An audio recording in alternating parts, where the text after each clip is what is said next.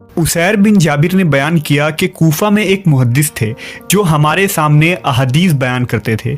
जब वो हदीसें बयान करके फारिग होते तो लोग मुंतशिर हो जाते थे, मगर चंद आदमी अपनी जगह पर बैठे रहते, और उनमें एक ऐसा शख्स भी था जो बड़ी अजीबो गरीब बातें करता था। वैसी बातें मुझको किसी ज़बान से सुनने का मौका नहीं मिला था, चुनांचा मैं उसके पास भी जाकर बैठ जाया करता था। एक दिन मैंने उस शख्स को उसकी जगह पर नहीं पाया तो अपने साथियों से पूछा कि क्या तुम में कोई शख्स उस आदमी को भी जानता है जो यहाँ हमारे पास बैठा करता था और बड़ी अजीबोगरीब बातें करता था। एक शख्स बोला कि हाँ, मैं उस आदमी को जानता हूँ। मैंने कहा क्या तुम मुझे उसके घर ले जा सकते हो? लिहाजा मैं उस शख्स के साथ हो लिया और उस शख्स के हुजरे पर पहुंचकर दरवाज़ा खटखटाया। वो बाहर निकला तो मैंने पूछा कि मेरे भाई, हमारे दरमियान मौजूद रहने से किस चीज़ ने तुम्हें बाज रखा? उसने जवाब दिया, उरियानियत ने, यानी मेरे पास इतने कपड़े नहीं हैं जिससे मैं अपने जिस्म और सतर को पूरी तरह छुपाए रखूं, और इसी वजह से तुम लोगों के दरमियान आने से बच रहा हूं। लिहाजा मैंने अपनी चादर उस आदमी को दे दी और कहा कि इसे ले लो और ये चादर ओढ़ लो। वो शख्स कौन था, अस्हाबे रसूल से उसका क्या ताल्लुक था, और नबी सल्लल्लाहु अलैहि वसल्लम ने उस आदमी के मुताल्लिक ऐसा क्या फरमा दिया था कि सहाबा उसकी तलाश करने लगे थे। इस वीडियो में हम इन हक़ाइक़ से पर्दा उठाएंगे।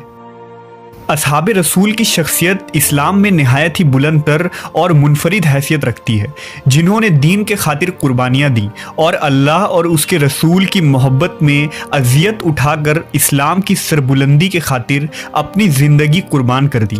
ये वो लोग थे जिन्होंने नबी की सोहबत पाई और आपके साथ ज़िंदगी बसर की, जिहाद किया, हिजरत की, यहाँ तक कि नबी सल्लल्लाहु अलैहि वसल्लम की मोहब्बत में इस दुनिया से रुखसत हो गए। लेकिन उन अस्हाब में एक शख्स ऐसा भी है जिन्हें मोहम्मद सल्लल्लाहु अलैहि वसल्लम का साथ और सोहबत नसीब ना हो सका। इसके बावजूद वो आप सल्लल्लाहु अलैहि वसल्लम की मोहब्बत और अकीदत में देगर अस्हाब से कुछ कम न था, और ख़ुद नबी ने उस शख्स की इतनी फजीलत बयान की कि सहाबा इकराम को उन पर रश्क आ गया। उस अजीम मकाम व मंजिलत पर फायज शख्स का नाम अवेस बिन आमिर करनी था, जिनका ताल्लुक यमन के करन कबीले से था। आपने नबी का दौर पाया था और उस ज़माने में मौजूद थे। इस्लाम जब यमन की सरजमीन तक पहुंचा तो अवेस करनी ने इस सच्चे दीन को कबूल कर लिया। उलमा व मुहद्दिसीन ने अवेस करनी को ताबईन में शुमार किया है और तमाम ताबईन का इमाम और सरदार करार दिया है। इमाम हाकिम ने एक हदीस नकल की कि रसूल अल्लाह सल्लल्लाहु अलैहि वसल्लम ने फरमाया, तुम्हारे पास यमन के हलीफ कबाइल के साथ अवेस बिन आमिर आएगा। उसका ताल्लुक करन कबीले की शाख मुराद से होगा। उससे बर्स की बीमारी लाहक थी जो कि ख़त्म हो चुकी है और सिर्फ 1 दिरहम के बराबर बाकी है। वो अपनी वालिदा के साथ नहायत ही नेक सलूक करता है। अगर वो अल्लाह पर कसम भी डाल दे तो अल्लाह उसकी कसम पूरी फरमा देगा। लिहाजा अगर तुम उससे अपने लिए इस्तिग़फ़ार करवा सको तो ज़रूर करवाना। इब्न असाकिर की रिवायत के मुताबिक हज़रत उमर इब्न ख़त्ताब रज़ी अल्लाह तआला अन्हु ने 10 सालों तक अवेस करनी नामी इस शख्स को तलाश करवाया। यहाँ तक कि हज के मौके पर जब यमन से लोग मक्का आए तो हज़रत उमर ने उन्हें जमा किया और उनसे पूछा कि तुम में से जो भी कबीला मुराद का हो वो खड़ा हो जाए। लिहाजा कबीला मुराद के जो लोग थे वो खड़े हो गए और बाकी बैठ गए। इसके बाद फरमाया, क्या तुम में से कोई शख्स अवेस नामी आदमी को जानता है? ये पूछते पूछते आप खुद अवेस के पास आए और पूछा कि क्या तुम्हारा नाम अवेस है? उन्होंने कहा हाँ। हजरत उमर ने फरमाया कि तुम मुराद कबीले की शाख करन से हो? उन्होंने कहा हाँ। हजरत उमर ने पूछा कि क्या तुम्हें बर्स था? वो अच्छा हो गया मगर दिरहम बराबर बाकी है। उन्होंने कहा जी हाँ। हजरत उमर ने कहा कि क्या तुम्हारी माँ है? उन्होंने कहा जी। लिहाजा हज़रत उमर ने कहा कि मैंने रसूल अल्लाह सल्लल्लाहु अलैहि वसल्लम से सुना था कि आप फरमाते थे कि तुम्हारे पास अवेस बिन आमिर यमन वालों की कमक फ़ौज के साथ आएगा। वो कबीला मुराद से है जो करन की शाख है। उसको बरस था, वो अच्छा हो गया मगर दिरहम बाकी है। उसकी एक माँ है। उसका हाल ये है कि अगर अल्लाह के भरोसे पर कसम खा बैठे तो अल्लाह उसको सच्चा करे। फिर अगर तुझसे हो सके तो उससे अपने लिए दुआ करवाना। तो अब आप मेरे लिए दुआ कीजिए। लिहाजा हज़रत अवेस ने हज़रत उमर इब्न ख़त्ताब के लिए बख्शिश की दुआ फरमाई। آپ نے کہا کہ تم کہاں جانا چاہتے ہو؟ حضرت اویس قرنی نے کہا میں کوفہ جانا چاہتا ہوں۔ حضرت عمر نے فرمایا کہ میں آپ کو کوفہ کے حاکم کے نام ایک خط لکھ دوں۔ حضرت اویس نے فرمایا کہ مجھے غریبوں اور خاکساروں میں رہنا اچھا لگتا ہے۔ حضرت اویس قرنی نہایت ہی زاہد اور متقی شخص تھے۔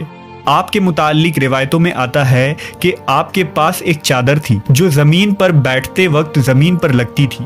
اس پر وہ کہا کرتے کہ یا اللہ، میں ہر ذی روح کے بھوکے اور ننگے ہونے پر تجھ سے معذرت چاہتا ہوں۔ میرے پاس صرف میرے پیٹھ پر موجود کپڑا اور میرے پیٹ میں موجود خوراک ہی ہے۔ کسی دن شام ہوتی تو اویس قرنی فرماتے آج کی رات رکوع کی رات ہے، لہٰذا صبح تک رکوع کرتے، اور کبھی شام کے وقت کہتے آج کی رات سجدے کی رات ہے، تو صبح تک سجدے میں پڑے رہتے۔ بعض اوقات شام کے وقت اپنے گھر میں موجود اضافی کھانا پینا، لباس، سب کچھ صدقہ کر دیتے، اور پھر کہتے اے اللہ، اگر کوئی بھوک سے مر گیا تو میرا مواخذہ مت کرنا، اور اگر کوئی ننگا فوت ہو گیا تو مجھ سے حساب نہ لینا۔